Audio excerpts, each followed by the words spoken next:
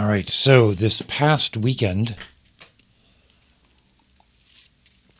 here in Pittsburgh was a weekend filled with Poulenc.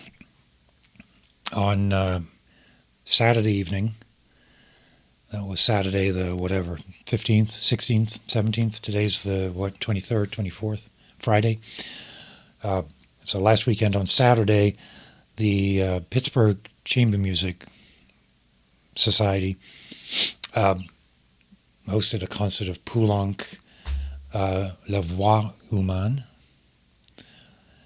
On the same concert were some oboe pieces, including the oboe sonata.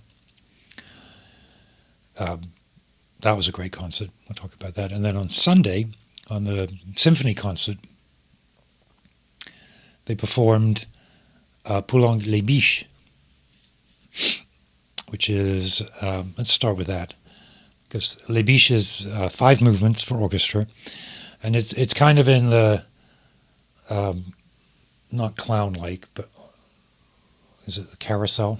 I think that's the quote, right? Poulenc has one, someone said, Poulenc has one foot in the cathedral and one in the carousel or the circus. It's a very colorful, exciting music, very characterful. I think each of the movements references a coquette or a courtesan. Very charming music. Not the part of Poulenc that I adore, right?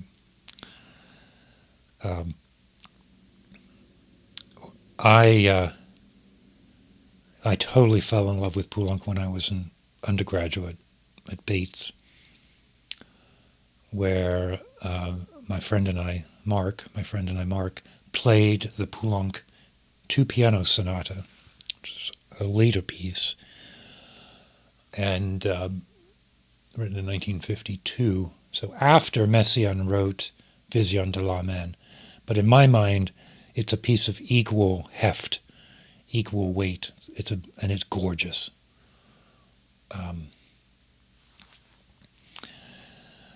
Poulenc also wrote a sonata for 4 hands, 1 piano, which is a pretty exciting piece. But that 2-piano sonata demanded a lot of work. It was a hard piece for me to play. But it's beautiful, and even then I think I was aware that Poulenc has this capacity to be like a harmony producing machine, and I've come up with that expression in the last 4 or 5 years as I've gotten a little bit older and wiser. But I think you can pick any point in any piece by Poulenc, any piece, and find a measure, and the harmonic unfolding in that phrase will contain some gorgeous progression. In a minute, I'll bring out one of my favorite songs.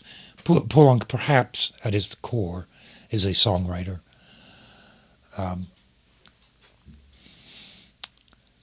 So also at Bates, I listened to a recording with Kathleen Battle at Seiji Ozawa, recorded the Poulenc Stabat Mater and the Gloria. The Gloria is a piece that I cannot live without this piece. This is the piano reduction of the orchestra. Interestingly enough, so this is a theory or an idea. I heard a church choir perform this, very good church choir, perform the Gloria with a big choir, like a good, really good church choir, and an organ, not an orchestra. And you know what? It sounded better than the orchestral version. Right? And then last weekend when La Voix Humaine was performed, it was done with a piano reduction, not the orchestra. That also sounded pretty frickin' fantastic. So my thought here is Poulenc's just not a great orchestrator. Which is fine. I'm not a great orchestrator either. What he is a harmony-producing machine.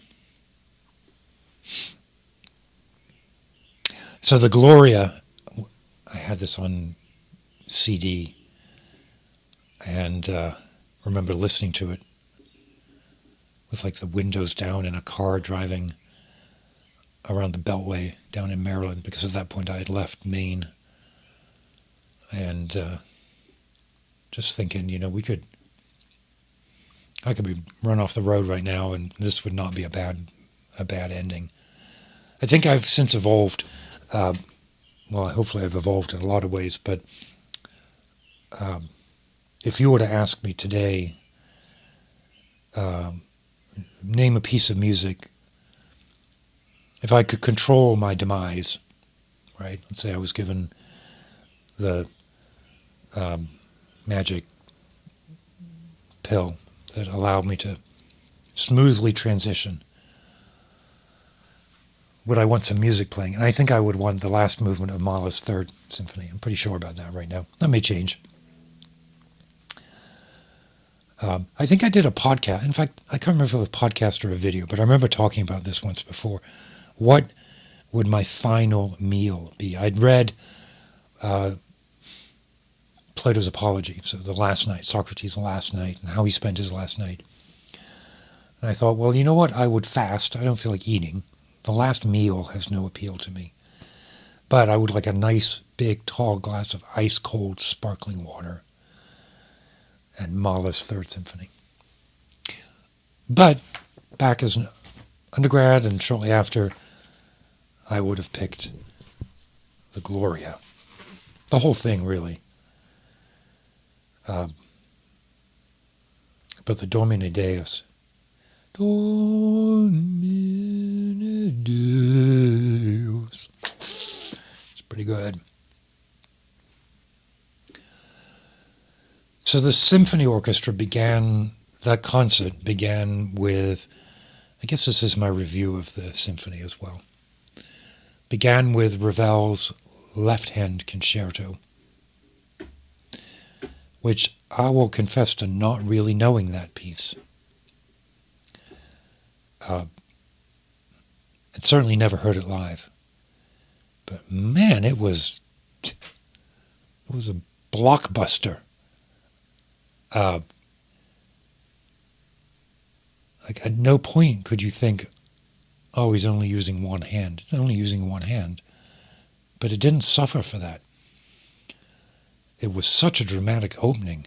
The orchestra has a bit, and then the conductor sort of, whoop, and the piano comes in, boom, left hand. It's fantastic. And then the Poulenc. And then the second half was George Gershwin's An American in Paris. No, I got it wrong. Sorry, because I don't have the program in front of me. The piece began with Ravel's Mother Goose Suite, orchestrated, which is a piece he originally wrote for piano four hands. There is also a piano solo version. It was originally written for four hands. It's a beautiful piece. That's a piece that I played with Mark also, the same time I was working on the Poulenc. We were also doing Ravel, Mother Goose Suite. Debussy has the Antique Suite. Fauré wrote Dolly. There's a bunch of music from that time. There's French composers for four hands or for two pianos. It's just remarkable. Poulenc, the concerto for two pianos, the piece I'd love to play. So, Mother Goose, just beautiful. Then the Ravel concerto. Then intermission. No themed cocktail this week, which is good because they're all terrible. I don't drink them, but I can tell by the ingredients that they're revolting. Sorry. I think that's why they stopped making them, because they heard me consistently pan them. But they're noxious beverages. And then American in Paris. I think that program did two things. It well, the one thing I want to say it did was it made an American in Paris seem like a really substantial piece of music. Like it totally stood alongside Poulenc and Ravel. And I only know it from the movie, the dance sequence with Gene Kelly. I don't think I've ever heard it live. Probably because it's usually played on some Pops concert. I won't go to Pops. So it makes a bit of a, I don't know, I don't like Pops concerts. So I've never heard it live. It was an absolutely rip-roaring, intricate piece of music, like beautiful. I know the Gershwin piano concerto. I played it as an undergraduate. I played it. Man, I was really into that kind of stuff. Poulenc, two piano, Ravel. I played the Ravel sonatine, Gershwin concerto in F. I never did Rhapsody in Blue, but I played the concerto as my thesis as an undergrad. At the end, we had a thesis due, and I performed it. Probably have a cassette somewhere. So Poulenc, right? Now, I've known about La Voix Humaine, probably my pronunciation terrible. Voix Humaine, the human voice. It's a piece for one singer and a telephone. Right? You hear her side of a conversation with a lover, and the relationship has ended. The text is by Cocteau. The music is beautiful. You know what I felt though, as after I don't like to say this because I don't really know what I mean. The piece was beautiful, but I thought, why do this? Because at the end, this poor woman, distraught from the end of her relationship, is most likely suicidal. Like there was no redemption in it that I could catch. Maybe, and it surprised me because the human voice, Poulenc was a deeply religious person. I guess I just thought that there would be some transfiguration at the end or involved, and there wasn't any. It was surreal and dark and beautiful and challenging and difficult. Right? That's all good things in a work of art, but I just don't know that I want to hear that kind of art. I mean, I'm glad I heard, because Poulenc, I love Poulenc, and I wanted to hear this piece. But what am I supposed to do with that? It wasn't sort of a mythic transfiguration. It was just a powerful representation of suffering. And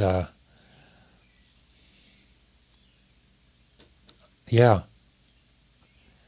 That's important. Art represents suffering. I know, right? I just don't want to hear it. I don't know. I want to hear the Gloria. I want to hear the two piano sonata, which is sort of swirling, perfumed, erotic spirituality. I want to hear Messiaen, Turanga Lila. I want to hear Wagner, the Transfiguration of Isolde. Right? So maybe I'm just I don't know, maybe I'm a bit curmudgeonly.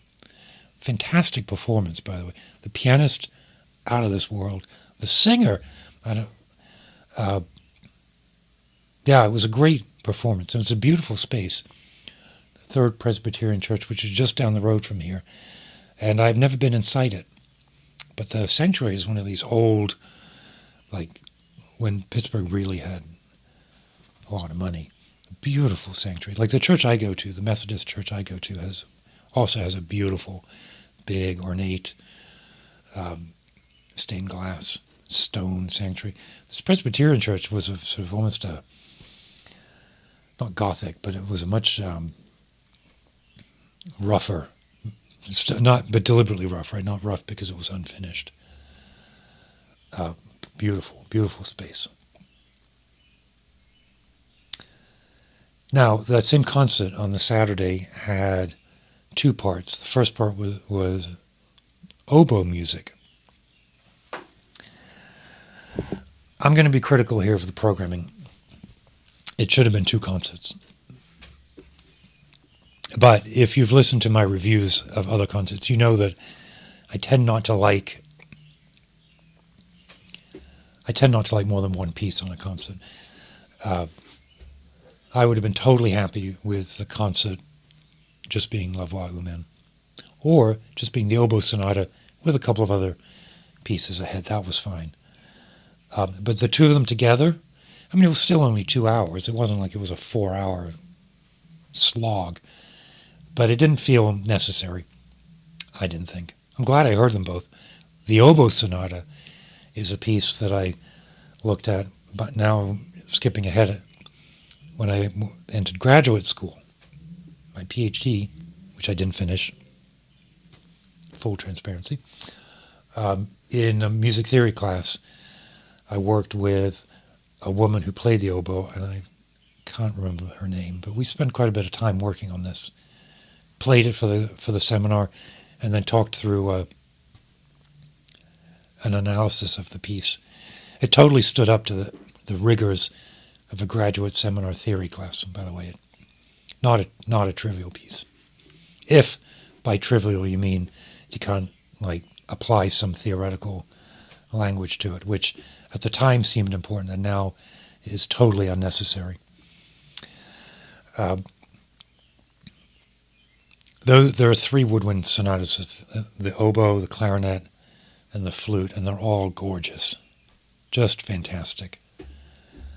But the oboe sonata is something else. But it could have been 2 concerts. I don't know. Do you think you need to hear 2 hours of music for a concert? I don't. An hour is fine. Anything more than an hour, and it's got to be like The Ring to hold my attention. Or Mahler, I don't know. Anyway, I'm going to pick, so just to wrap up, one of my favorite songs by Poulenc is one of these songs where he sets Apollinaire. The poem is called Hôtel. Ma chambre a la forme d'une cage. My room is like a cage. Le soleil passe son bras par la fenêtre. The sun passes its arms, its rays through the window. Mais moi qui veux fumer, but I want to smoke. Pour faire des mirages, j'allume au feu de jour ma cigarette. I've lit with the fire of the day, my cigarette. So he's sitting in a hotel room smoking a cigarette, looking out a window, and the sun, the rays of the sun. I don't want to work. Je ne veux pas travailler. Je veux fumer. I want to smoke. So here's the opening of the piece.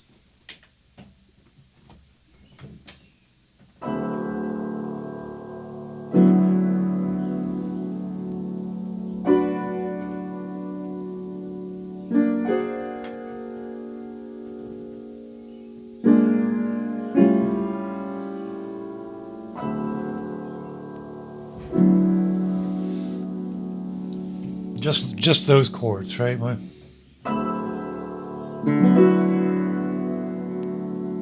This open bass, and then this chord up here, which is a C, E, F sharp, and a B, or a B, C, E, F sharp.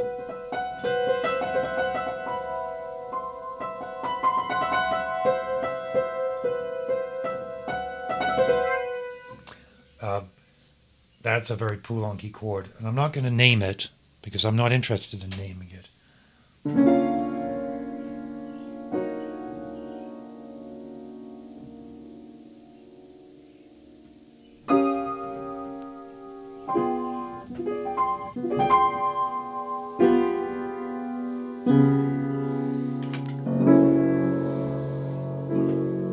That is just an F sharp chord, but the approach to it is this gorgeous. I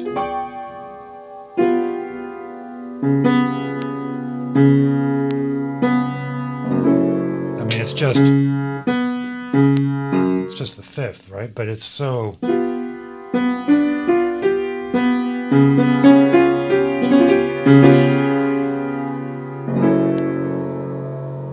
Right.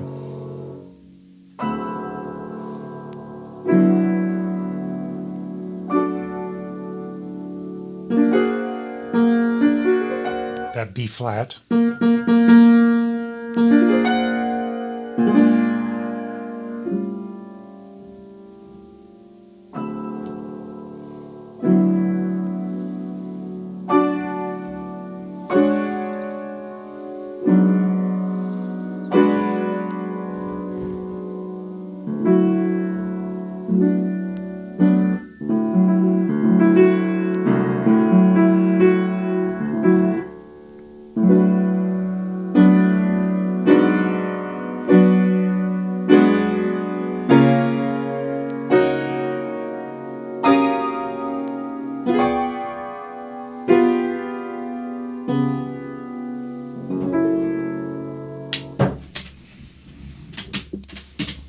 You could pick any page of any song or any piece and find something equally beautiful. Maybe I should. I'm going to struggle a little bit with these notes, but that's all right.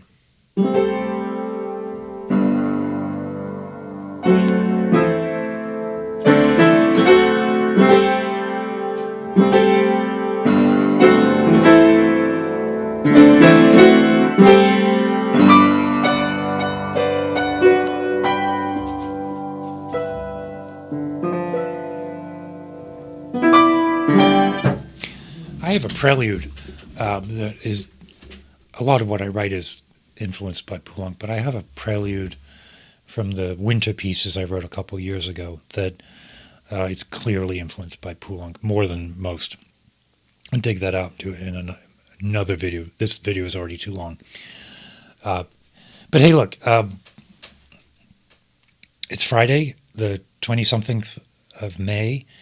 It's the Friday before the Memorial Day weekend, the U.S. holiday here, Memorial Day. I like Memorial Day. It's a very Ivesian holiday, and it reminds me of a lot of things. I'll talk about it some other day. But we're about to head out of town. I'm going to finish my coffee.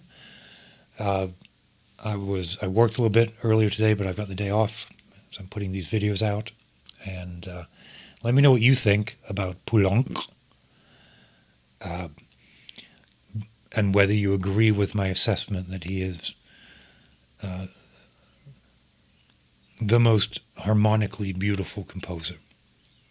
I think I would say that.